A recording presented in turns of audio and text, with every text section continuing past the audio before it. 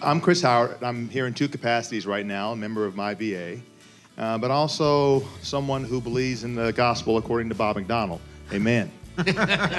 Southern Baptist, I can preach up here and y'all want me Chris. to. Love you. So the reason that I mentioned Bob is because I had the honor of giving Secretary McDonald an honorary doctorate about 8-9 months ago when I first came to Robert Morris University. Bob was out there when he brought a guy up named Nick Beldecoast. You'll hear from Nick in a second, who runs the DSF Foundation, Davis Gay Foundation, charitable foundation.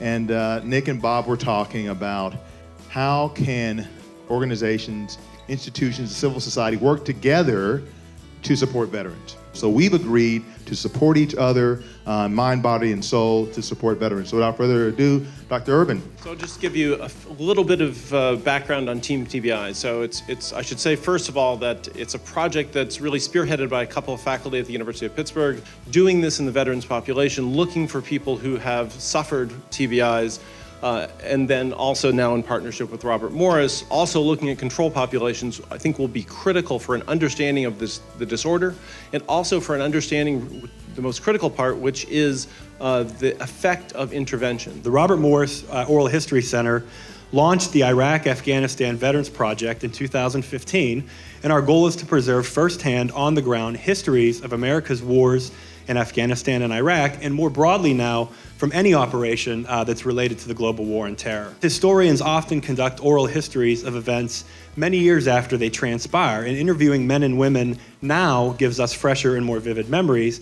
And then more importantly, we want to create a large archive of firsthand, on-the-ground accounts from the perspective of the men and women who served the country. All of the collaboration, the initiative that we're presenting to you today, really rests on a long-standing foundation of collaboration. Our institutions have been working together for some time. Several of us have had a meeting of minds. We work well together. We like one another. Much has been accomplished, and I believe this effort holds extraordinary promise for the future.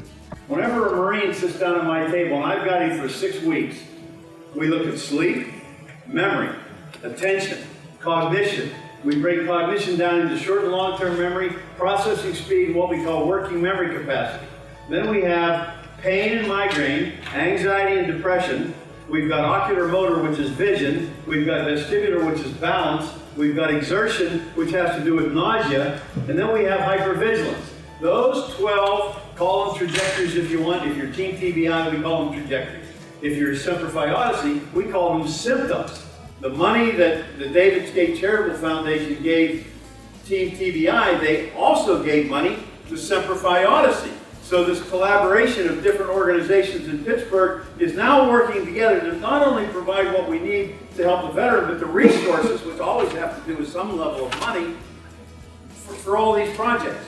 The kind of community engagement and partnership that we see here in Pittsburgh is really unique, but it is the secret sauce. It's what needs to be done.